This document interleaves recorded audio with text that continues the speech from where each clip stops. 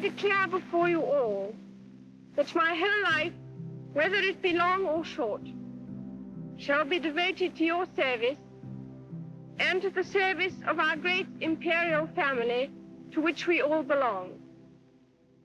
But I shall not have strength to carry out this resolution alone unless you join in it with me, as I now invite you to do. I know that your support will be unfailingly given. God help me to make good my vow, and God bless all of you who are willing to share in it. Queen Elizabeth II marks the 70th anniversary of her ascension to the throne in 2022. The first time a UK monarch has celebrated a Platinum Jubilee. Throughout her experience in the privileged position, Her Majesty the Queen has served individuals of the country in manners that exhibit her as a beacon of hope. She is perhaps one of the most notable figures in world history, a queen whose rule has outlived most other British rulers. Elizabeth's reign has been everything but predictable. Since her climb in 1952, Her Majesty the Queen has redefined what it means to be a monarch and withstood a tremendous amount of change inside her family, her nation, and the world. She is someone that will be looked up to for many decades to come.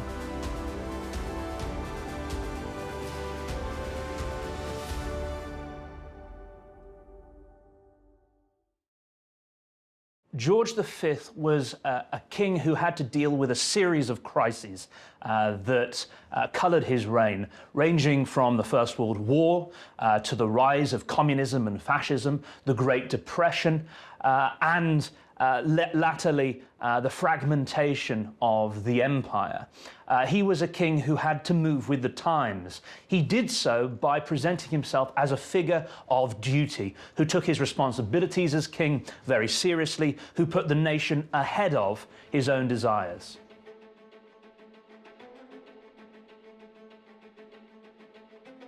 I think that George VI was ultimately a family man. He was somebody who had a very close and very supportive relationship with his wife, and he had a very close relationship with his daughters as well.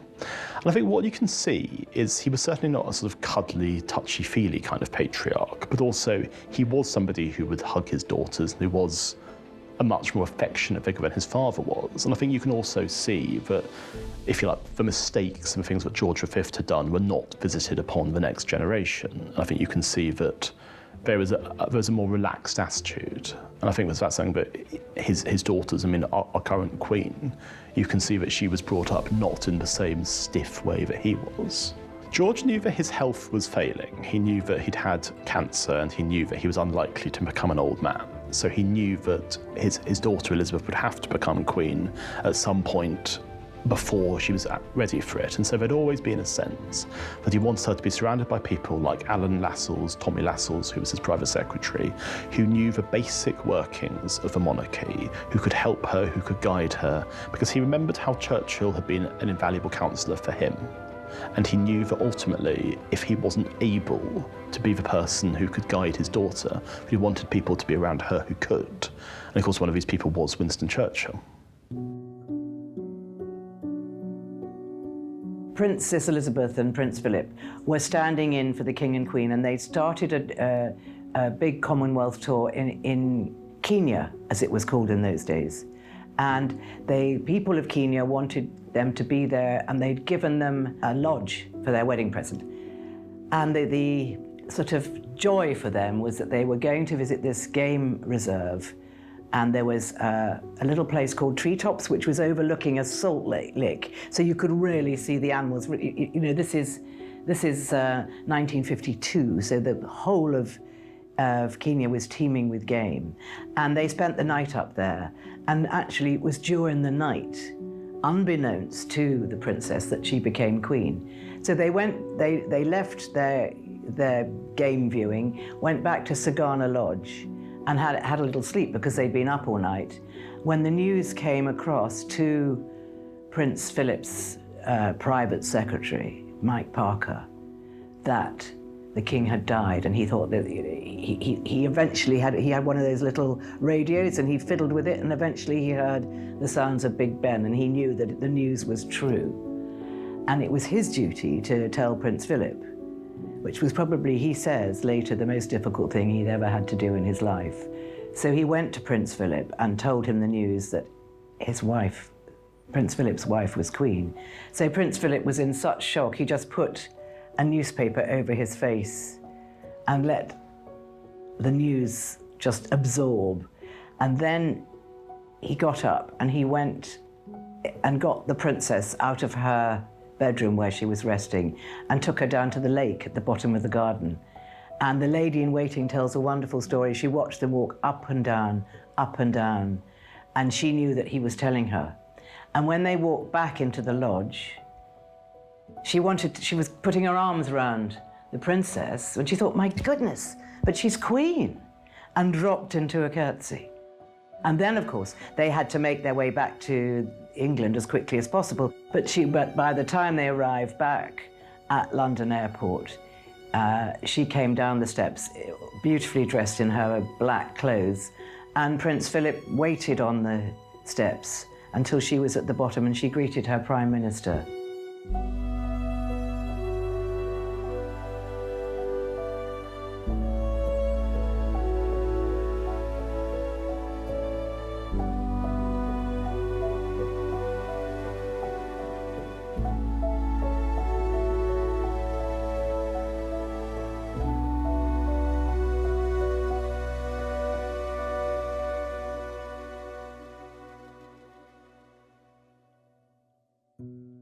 King George VI ascended to the throne in 1936.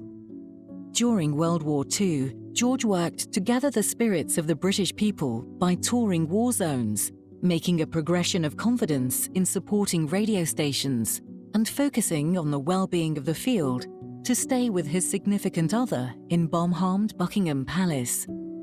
The king's health deteriorated in 1949, but he continued to perform state duties until he died in 1952. Elizabeth II agreed to the privileged position at 25 years old upon the passing of her dad, George VI, on the 6th of February 1952, being announced Queen.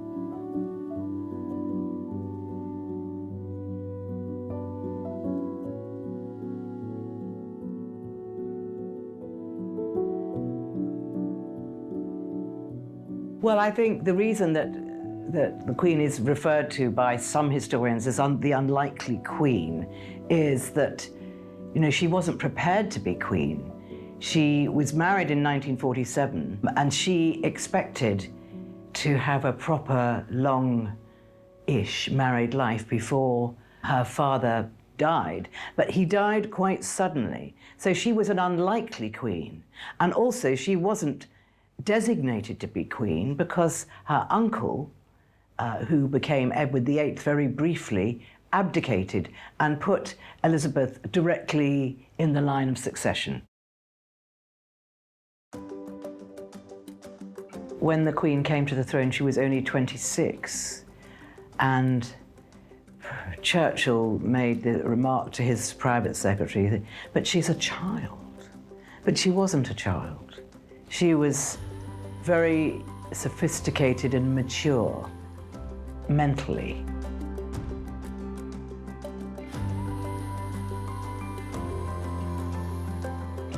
When I was 21, I pledged my life to the service of our people, and I asked for God's help to make good that vow. Although that vow was made in my salad days when I was green in judgment, I do not regret nor retract one word of it.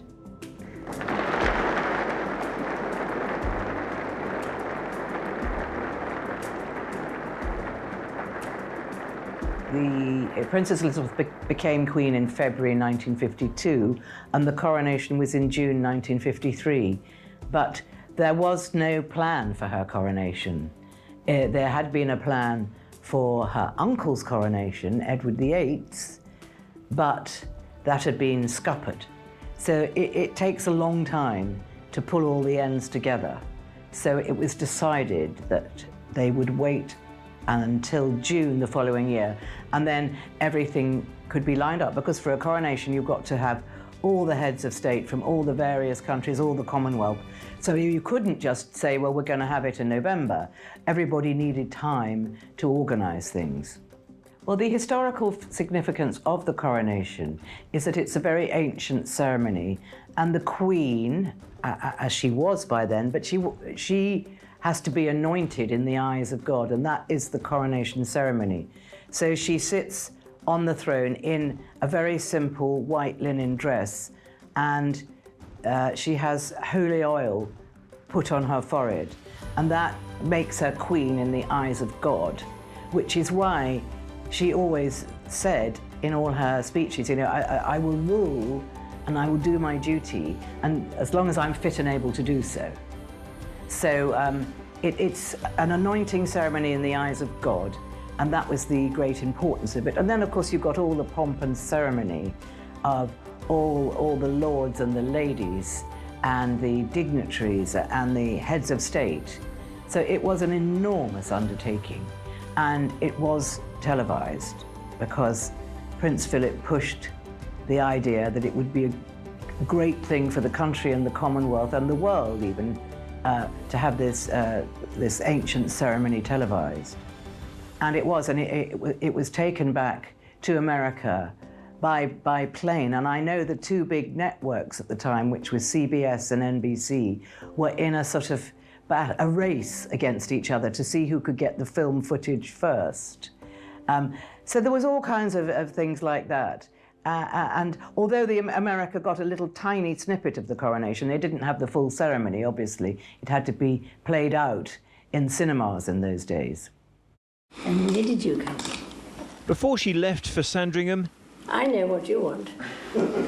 the Queen was filmed with one of her dogs in her private apartments at Windsor. She was shown some of the cards she's been sent for this Platinum Jubilee, as well as some of the previous Jubilees. She's now had quite a few. Simple but ingenious. There were even items from the archive, like this fan from Queen Victoria's Golden Jubilee in 1887. Extraordinary, isn't it?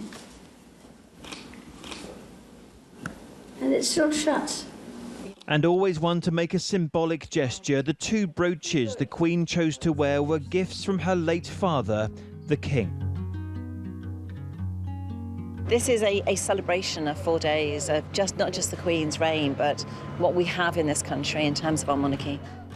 On the 6th of February 2022, Queen Elizabeth became the first British ruler to achieve a Platinum Jubilee, marking 70 years of service to the people of the United Kingdom, the realms and the Commonwealth. A front row seat at the Platinum Jubilee will cost you a sturdy tent, some bunting and a lot of patience, especially as it doesn't start for another 2 days. This is dedication. No, this is love. Royal superfan Mary Jane has plenty of it. She came up from Cornwall to secure her spot and says this 70-year anniversary is not to be missed. She served us. She's given her life to us for 70 years. This is thank you. Donna agrees this will be worth the journey from Connecticut. Her dedication to the monarchy has gained her fans of her own. As someone who's been to every royal occasion, she's come prepared. I brought the tent, I brought a camp chair, I brought space blankets, sleeping bag, air mattresses, tarps, winter coat, boots, hat, gloves, mittens, it works. From Cornwall to Connecticut and Canada, their commitment can't be faulted. The respect for the royal family has gone generationally, so it started with her grandmother to her kids, and my daughter has 2 corgis named Markle and Middleton.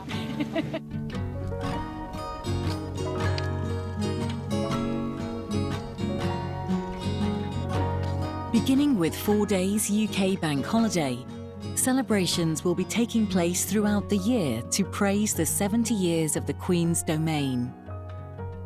Ahead of the lead-up to the 4-day celebration, the Queen went to one of her top occasions of the year. The royal Windsor Horse Show is something the Queen anticipates every year, as she has a profound, deep-rooted and significant warmth for horses. Well, it must be 3 or 4 years when she came down into Windsor. Exactly. Yeah. So she's always been there. I know. Extraordinary girl, aren't she? Yes. This year, the horse show included a Platinum Jubilee celebration, a gallop through history. To the enjoyment of the watchers, the Queen went to the night wearing a platinum cape. She observed happily as 1,000 entertainers and 500 horses from around the world reenacted historic moments. As the night drew to a close, the Queen's horses were marched through the grounds. The pleasure on Her Majesty's face was self-evident, particularly when she watched her granddaughter, Lady Louise, drive the late Prince Philip's horse and carriage. The occasion flagged a critical beginning to the celebration festivals. I'm going to be performing at the end of the show, the finale, which is a medley from the UK. So we've got, everything from Irish dancers to I'm singing Callan Lan from Wales, and then finishing with Rule Britannia. So a moment for people to wave flags and celebrate and sort of sing along. And how does it feel to be part of such a historic occasion? It's so amazing to be part of today, the kick-off to the Platinum Jubilee celebrations. It's a massive honour, of course, to be invited to sing for Her Majesty at any time, but I think especially for the show this evening. I'm a massive fan of hers. I think she's, so incredible, such a great role model, and it's nice to have the opportunity to all come together and show our deep gratitude for all that she's done for the country and the Commonwealth.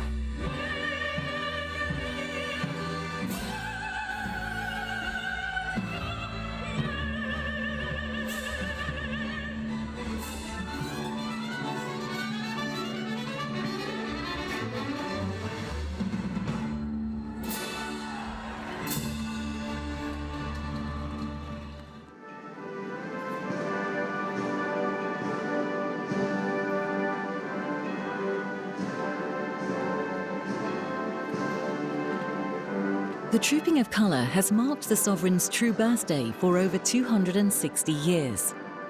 The Sovereign is likewise at the top of the military, and during the procession she inspects over 1,400 warriors, 200 horses and 400 military artists. The Queen has an eye for detail and does not hesitate when it comes to feeding back on what she has seen. It is a function she appreciates without a doubt.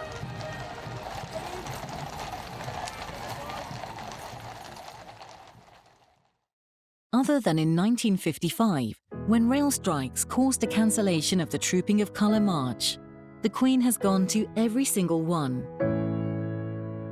Colourful pomp for a royal birthday as the Scots, Irish and Coldstream Guards take part in trooping the colours for the Queen.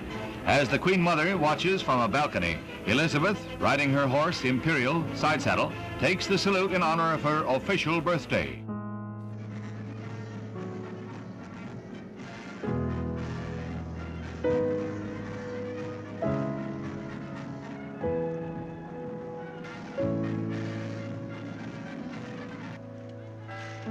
In prior years, she went on horseback.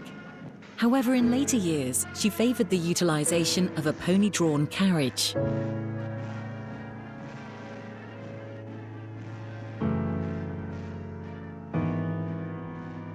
For her Platinum celebration year, a change was made to oblige Her Majesty. Into her late 90s, she started to encounter mobility issues and didn't feel ready to take part in the service, however much she would have wished. Thus, for Trooping the Colour 2022, Prince Charles addressed Her Majesty, riding a horse along the Mall, and joined by Prince William and Princess Anne.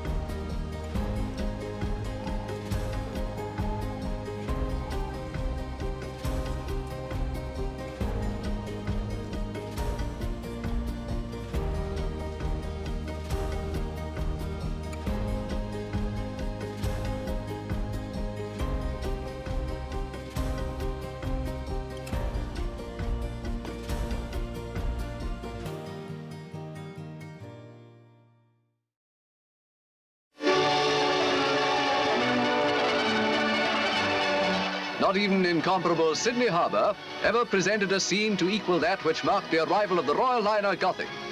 The sea has always played a big part in the life of the great city. Everything that could float came out to greet the Queen. The new sovereign set the rhythm on her most memorable visit in the winter of 1953-54. During her initial 2 months in Australia, it is said that she had voyaged an average of 230 miles per day. The English comparison of that is taking the train from London to Bournemouth before travelling to Hull, then repeating that journey for 58 days.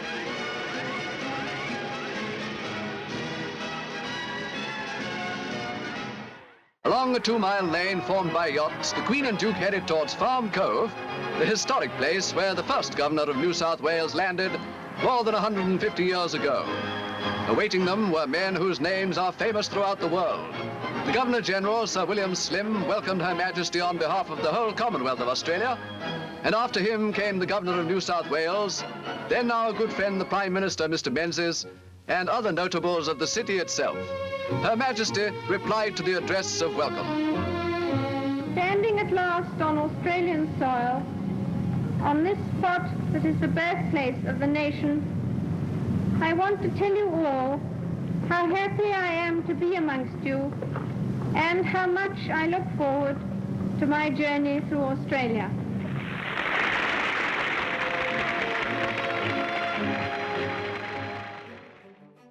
Following on from her climb in 1952, it has been noted that Her Majesty the Queen has gone no less than 1,032,513 miles, identical to 42 journeys around the whole circumference of the Earth.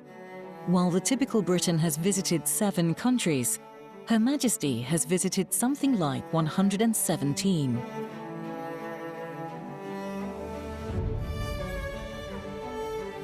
I think the nation has grown up with the Queen. They have seen her in her lowest points in her life. They've seen her when she's on top form. And I think that people realise the job that she's done for the country.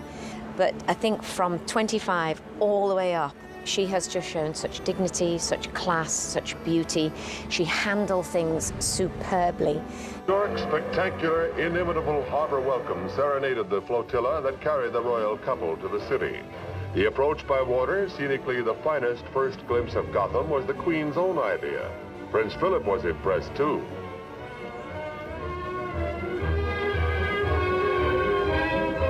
The royal couple proceeded up Broadway, the Canyon of Heroes, bombarded by tons of ticker tape, millions of cheers, in what was the most enthusiastic reception anywhere in Elizabeth's 10-day North American tour.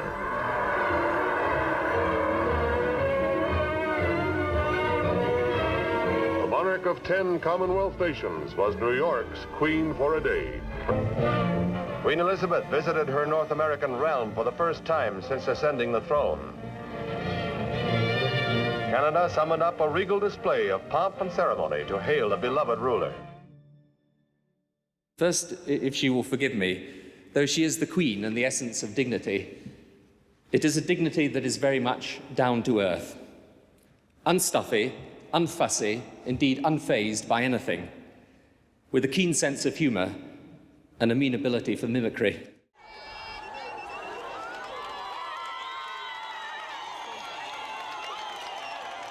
On the 21st of April 2020, Queen Elizabeth II turned 94. From creating her breed of dog to sending 50,000 Christmas cards, Her Majesty has certainly been busy over the years. The Queen first sent an email in 1976 and published her first Instagram post in 2019. She also made her first radio broadcast in October 1940 during the Second World War. As the Queen mentioned, the first visit here by the royal family was in 1939 when 2 young princesses were taken by their father, King George VI, and their mother, Queen Elizabeth, into a control room. There they were played some sound effects and invited to experiment with recording technology. This archive, which has never been heard before, is a fragment of that visit nearly 75 years ago.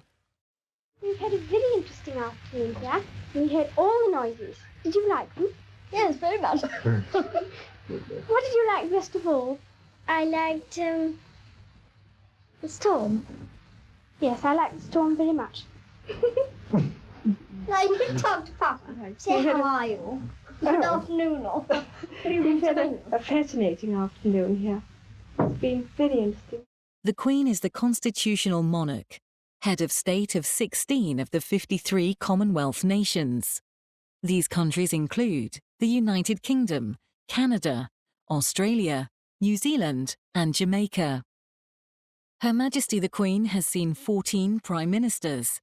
The first of these was Sir Winston Churchill. She has made over 280 overseas state visits to other countries and her Commonwealth of Nations.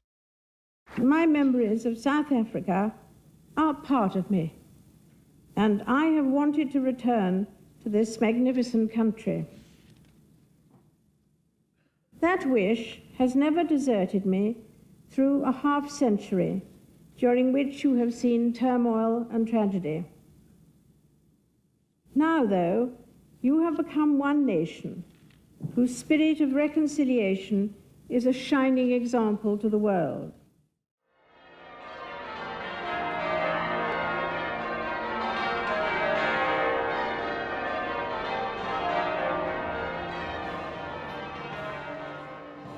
On the second day of the bank holiday weekend, a Thanksgiving service was held at St Paul's Cathedral.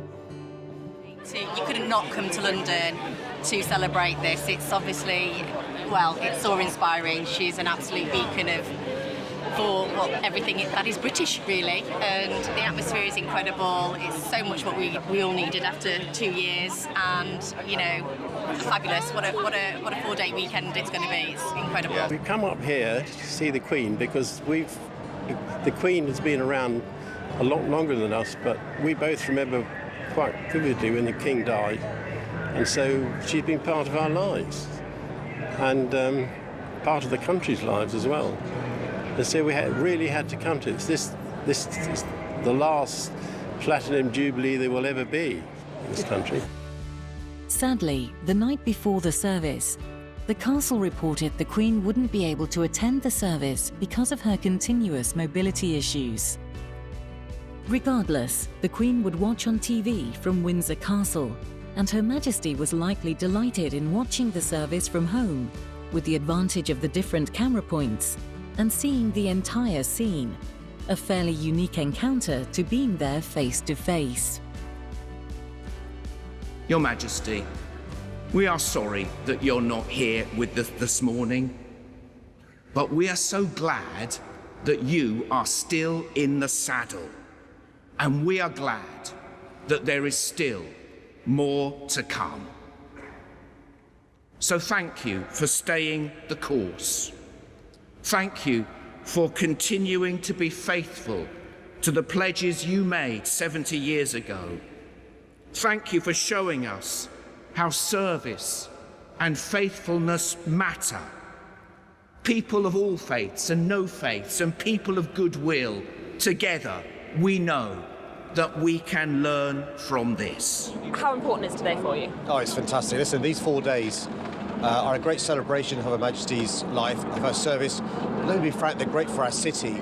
And we estimate 2.6 million domestic tourists, international tourists coming back celebrating this fantastic Jubilee. And do you think this is the point where we can say London really is back open now? Oh, without doubt. And thanks to Her Majesty, thanks to this Platinum Jubilee, London is back. There are people from all around the world. I spoke to some from Pakistan yesterday, some from America, spoke to an Australian. And these images from our city, yesterday, today, tomorrow and Sunday, are being beamed around them all, so the world will now know London is open. In past celebrations, an extraordinary piece of the festival was a party at the palace. It's when extraordinary British talent, and talent from further away from home, partake in a show outside Buckingham Palace during the Festival of the Queen's reign. It is generally an extremely famous occasion, watched by thousands live and millions around the country from the solace of their own homes. Somebody's done a lot of hard work. The cakes are made to be eaten, aren't they? There they are. So I only do this on the basis that you are going to eat it. Okay? Somebody's going to eat it. Thanks very much. Well done. The regal family showed up in every country in the United Kingdom. On the 4th of June, the Cambridge family, including William, Kate, George and Charlotte, showed up in Cardiff. Here they met entertainers who were engaged in the concert for the Platinum celebration, occurring on the grounds.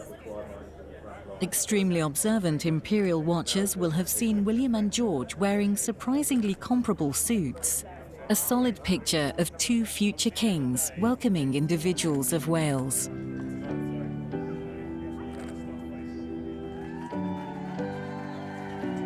Similarly, Sophie Wessex was celebrating the Queen's Jubilee in Northern Ireland. She and Prince Edward were at a fun fair on the seafront in Bangor, which got city status this year.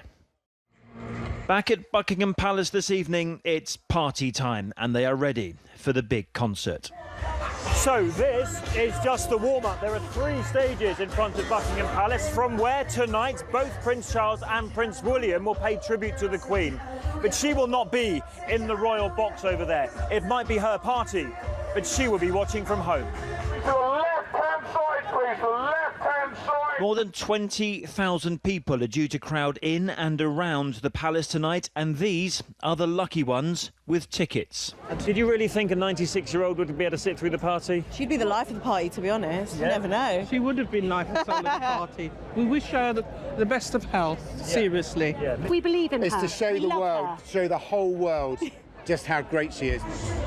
It is a Jubilee milestone that's never been reached before. It will be a moment to remember. Get ready. In 3, 2, 1.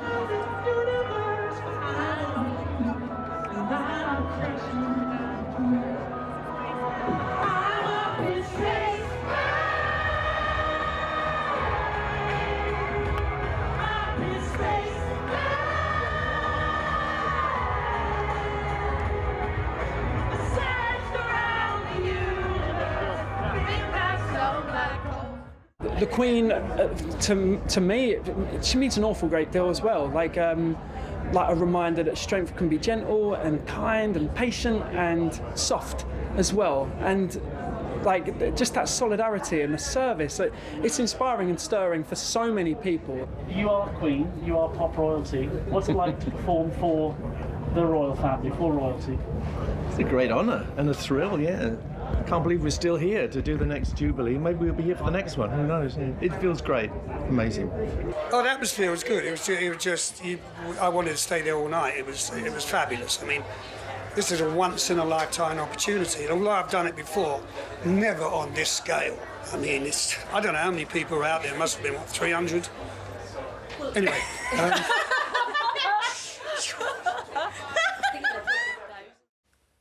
Talk me through the excitement after you found out that you were going to be performing, or is it immediate excitement followed by terror? It was definitely, oh wow, I've been asked, and then just fear. But actually, as I've got into the rehearsals, we were rehearsing at Wellington Barracks, so we actually went into that kind of important about the song that I've been asked to perform is actually its message has been chosen to kind of permeate and sort of, I guess, relay the message of how important it is to look after our planet at the moment. And that's a huge theme over the weekend, so... This is the official opening of ZSL London Zoo's Land of Lions. Now, as you... Today, in 2022, as the Queen celebrates her Platinum Jubilee, the pressing need to protect and restore our planet has never been more urgent. But, like her, I am an optimist. Decades of making the case for taking better care of our world has meant that environmental issues are now at the top of the global agenda.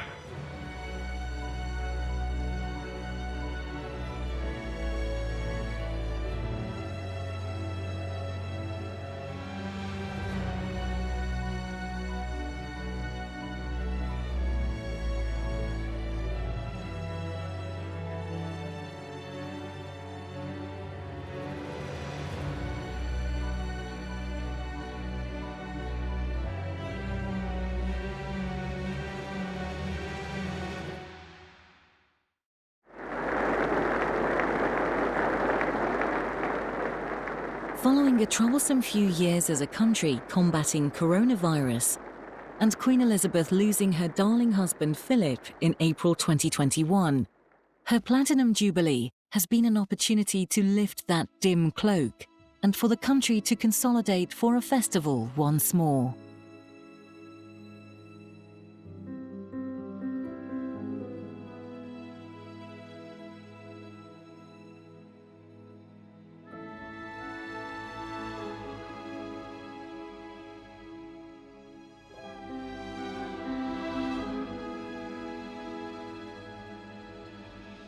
Philip and Elizabeth first met at a royal family wedding in 1934, and then met properly again 5 years later in 1939, when she was 13 and he was 18.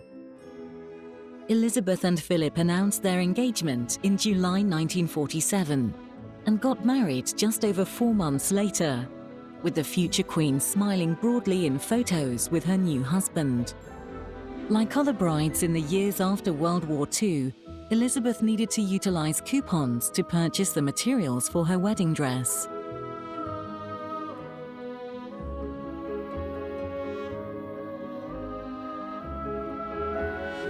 Well, from Prince Philip's perspective, this is someone that had to leave their country. They didn't have a home of their own. All his sisters were married to German aristocracy and lived in enormous castles, and there's Philip, living off the goodwill of his relations. So I think that the idea of marrying a princess that was going to inherit so much must have been very attractive. And he was pushed by his uncle, Louis Mountbatten, who was the great kingmaker. And he really pushed Philip into kind of maintaining a relationship with Princess Elizabeth, who she was completely smitten with him from the age of 13. And I think she wrote to him to say, thank you for entertaining us at Dartmouth. And I suppose it gradually kept up. Then, of course, during the time when he was on leave, on shore leave, he often went to stay at Windsor Castle.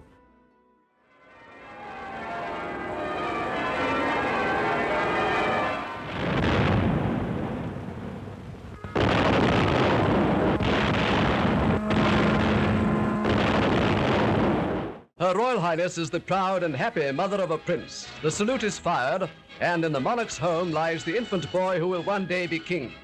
On Saturday, the eminent gynecologist Sir William Gilliot was called to the palace for the most responsible case in even his career.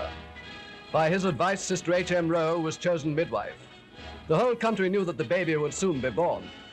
All day on Sunday, people waited outside the palace, including phlegmatic pressmen with whom it is a point of honor to show no excitement. And all day there was no announcement.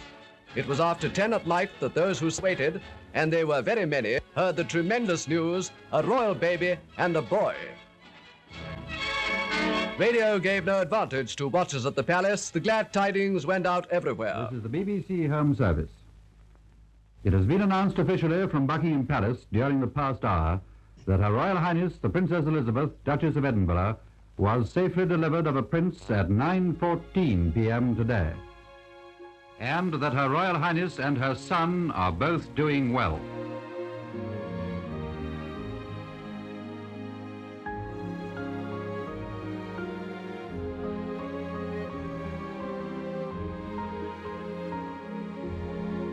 The Duke of Edinburgh, the longest-serving royal consort in British history, was at the Queen's side for more than her 6 decades of reign. I'm naturally somewhat biased, but I think our children have done rather well under very different and difficult and demanding circumstances. I hope we can be forgiven for feeling rather proud of them. And I'm also encouraged to see what a good start the next generation is making. I think that the main lesson that we've learned is that tolerance is the one essential ingredient of any happy marriage. It may not be quite so important when things are going well, but it is absolutely vital when things get difficult. And you can take it from me that the Queen has the quality of tolerance and abundance.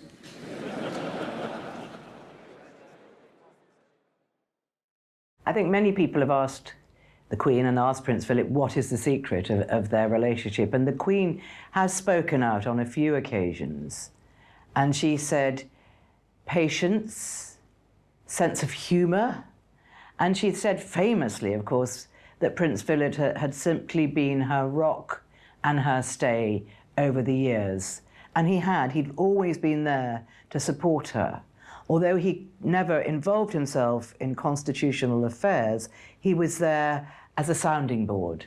He was someone to listen and someone who would be on her side or would give her criticism, which of course nobody else really could.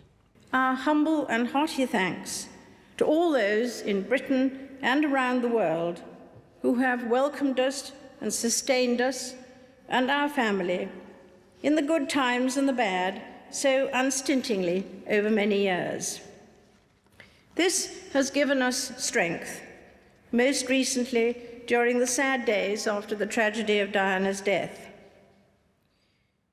It is you, if I may now speak to all of you directly, who have seen us through and helped us to make our duty fun. We are deeply grateful to you, each and every one. Yesterday, I listened as Prince Philip spoke at the Guildhall, and I then proposed our host's health. Today, the roles are reversed. All too often, I fear Prince Philip has had to listen to me speaking. Frequently, we have discussed my intended speech beforehand, and as you will imagine, his views have been expressed in a forthright manner. He is someone who doesn't take easily to compliments, but he has quite simply been my strength and stay all these years. And I and his whole family, and this and many other countries, owe him a debt greater than he would ever claim or we shall ever know.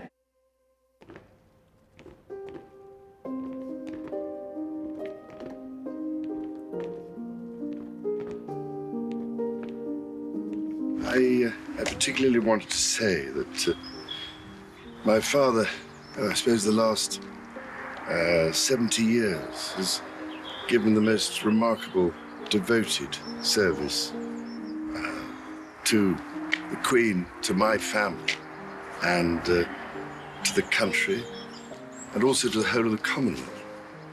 And as you can imagine, my family and I miss my father enormously. He was a much-loved and appreciated figure. And apart from anything else, I can imagine, and we're so deeply touched by the number of other people here and elsewhere around the world in the Commonwealth who also, I think, share our loss and our sorrow.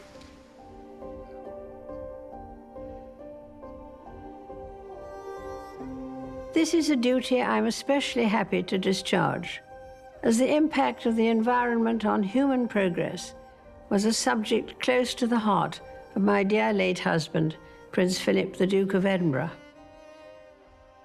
I remember well that in 1969, he told an academic gathering, "If the world pollution situation is not critical at the moment, it is as certain as anything can be that the situation will become increasingly intolerable within a very short time. It is a source of great pride to me that the leading role my husband played in encouraging people to protect our fragile planet lives on through the work of our eldest son, Charles, and his eldest son, William. I could not be more proud of them." Right, very dangerous. I don't think this is going to work. With two hands. There is a knife there as well. This what?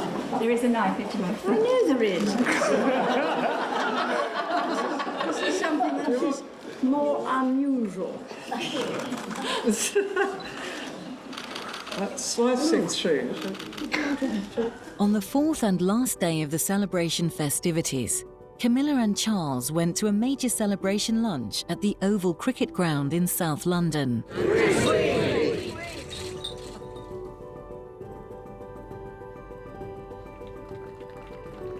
Camilla is the patron of the big Jubilee lunches, and more than 85,000 were held from one side of the country to the other with an expected 18 million individuals going to a lunch party. This drive has been an opportunity for networks around Great Britain to combine and celebrate, and maybe to get to know one another somewhat better. A couple of years have caused the vast majority of us to stay away from contact with others because of the coronavirus pandemic. So a festival that unites companions, family and neighbours came brilliantly.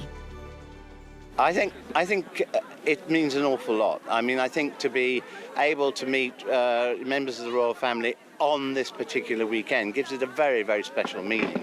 And I think that it's a tremendous tribute to the work of these volunteers, who put in enormous amounts of time and effort, and great costs themselves often to actually help their fellows in the community. So I think having the princesses here is, the icing on the cake, if you like. Who are you? My name's Beatrice, and the Queen is my granny. One of the royalties? I am, yes. And she's my granny. Oh, yeah, she's my granny. I'm very, very lucky. I've got a really red granny.